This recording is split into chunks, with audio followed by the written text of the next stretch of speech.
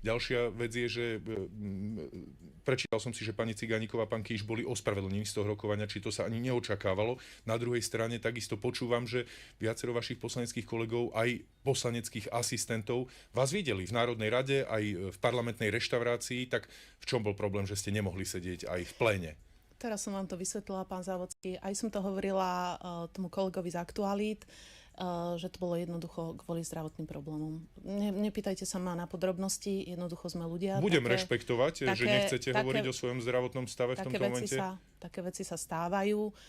Čiže nebolo možné prísť do pléna napriek tomu, že ste neboli doma, ale v parlamente, ale nebolo možné prísť do pléna. Nie, bola som doma. Ja som bola doma až do, neviem, do 12:30 som bola doma, áno. Bola som práve že doma. Dobre, lebo zase mohol by som sa vás pýtať teraz, že či to bude taká stratégia, že budete nenápadne sa pričiňovať o to, aby prechádzali návrhy pána ministra obrany Roberta Kaliňáka. Myslím, že pán redaktor, na to ma dobre poznáte, že som jedna z najaktívnejších poslankyň. Proste stalo sa zhoda okolností, hej, teda takáto nepríjemná. Nie zdravotné problémy, nebola to zhoda okolností, žiaľ, takéto veci sa stávajú. Ja to myslím z toho pohľadu, že ste to nevedeli ospravedlniť, myslím, ešte dopredu, lebo sa to proste stalo. Áno, nevedela som to ani predvídať, čiže nebolo to niečo, čo by som mohla, že teraz dopredu sa ospravedlniť. Teraz ste v poriadku, pani Remišová, aby som zase aj ja nespôsobil vám nejaký zdravotný problém, ale všetko je OK. Áno.